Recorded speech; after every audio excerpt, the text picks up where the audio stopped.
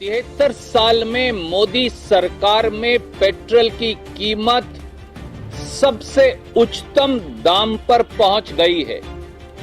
Diesel की कीमत 73 साल में सबसे ज्यादा अब है। दिल्ली में पेट्रोल की कीमत लगभग 84 रुपया पर लीटर है और डीजल की कीमत 74 रुपया 12 पैसे प्रति लीटर है। आज भी कच्चे तेल की कीमत $50.96 प्रति बैरल है, जो अगर रुपयों में कन्वर्ट करें तो 3,725 रुपया प्रति बैरल आती है।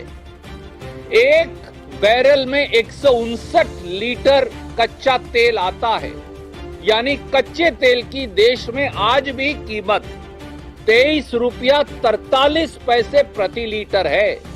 ये 19 लाख करोड़ कैसे आया?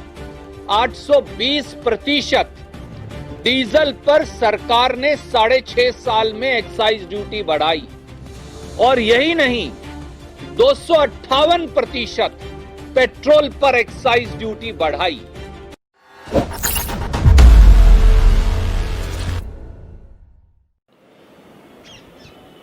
देश में पेट्रोल और डीजल की लूट जारी है। 73 साल में मोदी सरकार में पेट्रोल की कीमत सबसे उच्चतम दाम पर पहुंच गई है। डीजल की कीमत 73 साल में सबसे ज्यादा अब है।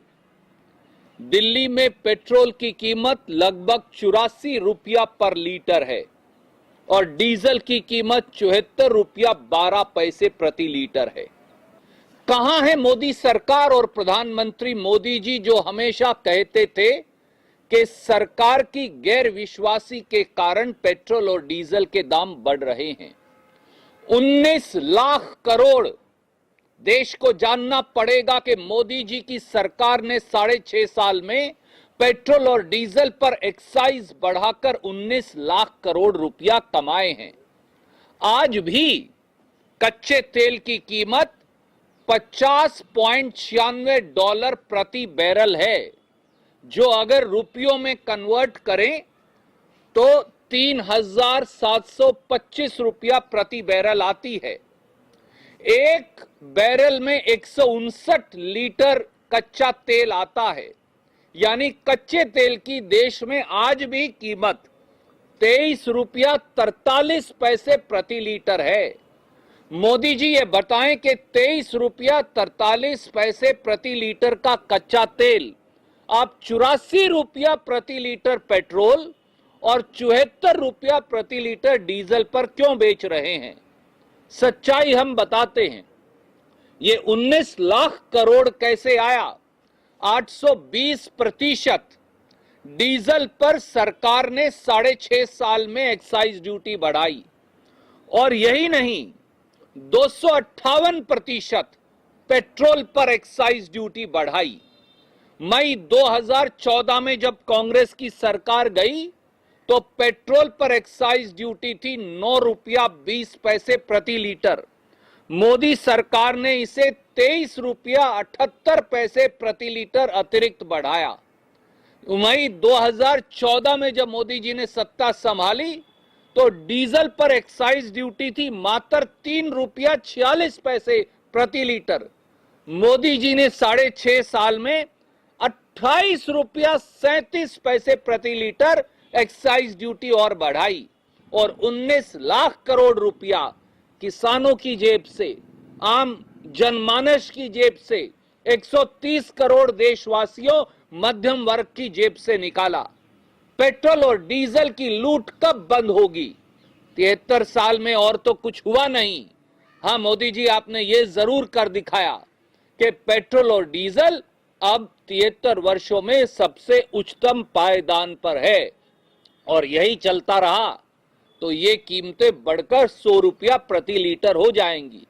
ये भी याद रखिए, यूपीए के कार्यकाल में कच्चे तेल का भाव $110 प्रति बैरल था, आज वो $50 प्रति बैरल है, यानी 100% से भी कम। फिर भी कीमतें आसमान छू रही हैं। भारतीय राष्ट्रीय कांग्रेस की स्पष्ट मांग है, मोदी जी, पेट्रोल और डीजल की लूट बंद करिए। ये 19 लाख करोड़ रुपया जो आपने अपनी जेब में डाला है, ये देशवासियों को वापस दीजिए।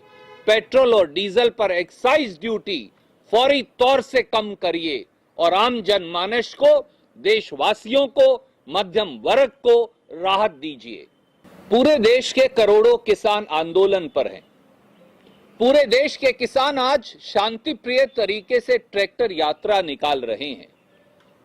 मोदी सरकार ना हल की जोत की पीड़ा समझती, ना 60 किसान जो मर गए दिल्ली की सीमा पर, कुर्बानी दे दी, शहादत दी, ना उनकी शहादत जानती, और ना ही पेट और पीठ एक करके सोना पैदा करने वाले अन्नदाता की पुकार सुनती। मोदी जी, याद करिए, जब आपने मई 2014 में सत्ता संभाली तो डीजल पर टैक्स मात्र 3 रुपया 40 पैसे प्रति लीटर था, पर 6.5 साल में मोदी जी ने डीजल पर 28 रुपया 37 पैसे प्रति लीटर एक्साइज ड्यूटी या टैक्स और बढ़ा दिया। 820% वृद्धि करी। पेट्रोल और डीजल के टैक्स से 6.5 साल में मोदी सरकार ने किसानों, गरीबों, आम जनमानस की जेब से 19 लाख करोड़ रुपया लूट लिया। आज भी कच्चे तेल की कीमत $50.96 प्रति बैरल है, यानी हिंदुस्तान में कच्चा तेल 23 रुपया 43 पैसे प्रति लीटर पर देश को पड़ता है। तो 23 रुपया 43 पैसे प्रति लीटर का कच्चा तेल मोदी जी आप 74 रुपया प्रति लीटर डीजल के हिसाब से और 84 रुपया प्रति लीटर पेट्रोल के हिसाब से क्यों बेचते हैं?